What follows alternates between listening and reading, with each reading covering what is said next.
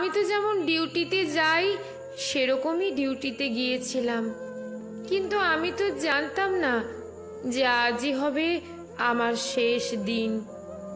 আমি তো আমার জুনিয়রদের সাথে একসাথে কত গল্প করতে করতে রাতের খাবার খেয়েছিলাম। জানো তো মা, অনলাইন থেকে অর্ডার করে আনিয়েছিলাম আমার প্রিয় খাবারটা, ওটাই আজ খেয়েছিলাম। তখনও যদি একটু বুঝতে পারতাম এটাই শেষ খাওয়া, এটাই শেষ গল্প। ডিউটির বাঁধনে আমি যখন ক্লান্ত হয়ে গেলাম মা, আমার চোখ দুটো ঘুমে বন্ধ হয়ে যাচ্ছিল। একটু শরীরের ক্লান্তি মেটাতে গেলাম, তখনও যদি বুঝতাম মা সারা জীবনের মতো বিশ্রামে চলে যাব। তখন ভোর রাতে আমি ওয়ার্ডে একা। ভোরের শীতল বাতাসে আমার একটু ঠান্ডা লাগতে আমি লাল চাদরটা ঢাকা দিয়ে একটু চোখ বন্ধ করেছিলাম শুধু। সেই সময়ের অপেক্ষায় থাকা ওরা আমার সাথে, ছি মা, আমার খুব কষ্ট হচ্ছিল জানো তো।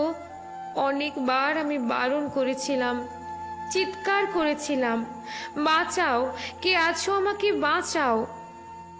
কিন্তু কেউ আমার চিৎকার, আমার আর্তনাদ শুনতে পায়নি জানো তো মা।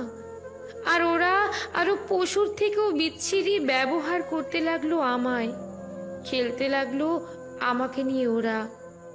আমি ওদের হাতে পায়ে পড়লাম জানো তো। আমি এটাও বললাম যে আমাকে ছেড়ে দাও, দয়া করে ছেড়ে দাও, আমি কাউকে কিছু বলবো না, আমাকে যেতে দাও। কিন্তু ওরা আর আমায় তোমার কাছে একবার যাওয়ার সুযোগটাও দিল না, দিল না তোমার কোলে শেষবারের মতো মাথা রাখতে দিতে, দিল না শেষবার তোমার হাসি ভরা মুখটা দেখার সুযোগ, দিল না বাবার স্বপ্নে তার রাজকন্যার বড় ডাক্তার হওয়ার কাহিনীকে সত্য করতে। আমার গলা টিপে ধরে নিজেদের সর্বশক্তি দিয়ে আমার গলা চেপে ধরে জানো তো মা। আমি অনেক চেষ্টা করেছিলাম বাঁচার, কিন্তু হয়তো আজ ভগবানও চাইনি যে আমি বেঁচে থাকি। ওই পশুদের শক্তির কাছে আমি হেরে যাই, আমার গলার হাড় ভেঙে যায়। ওরা আমায় ওভাবেই ওখানে ফেলে রেখে চলে যায়, ওই বিবস্ত্রভাবে। সকালে সবাই আসে, কিন্তু এ কি, আমি কারোর সাথে কথা কেন বলতে পারছি না? তোমাকেও দেখতে পাচ্ছি, তোমায় কত করে ডাকছি, তুমি শুনতে কেন পাচ্ছ না মা আমার ডাক? ও মা, মা গো, এই তো দেখো, দেখো না মা, ও মা, এই তো আমি। তুমি কাঁদছো কেন? কি হয়েছে তোমার? ও মা। দেখি মা সামনে একটা লাশের দিকে তাকিয়ে হাউমাউ করে কাঁদছে।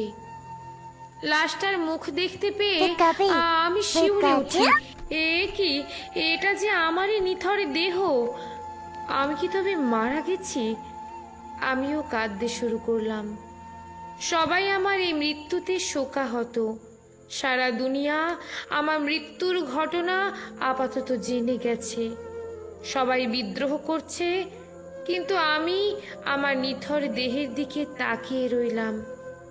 আমার শেষটা তো আরো ভালো হতে পারতো বলো মা। দেখো না মা, ওরা আমার মুখের দেহের কি বিচ্ছিরি অবস্থা করেছে দেখো মা। আমার চিৎকার করতে ইচ্ছে করছে, কিন্তু আমার আওয়াজ এখন কেউ শুনতে পাচ্ছে না। আমি এতগুলো লোকের সামনে চিৎকার করছি, কিন্তু একটা কেউ আমার এই চিৎকার শুনতে পাচ্ছে না, কেউ না।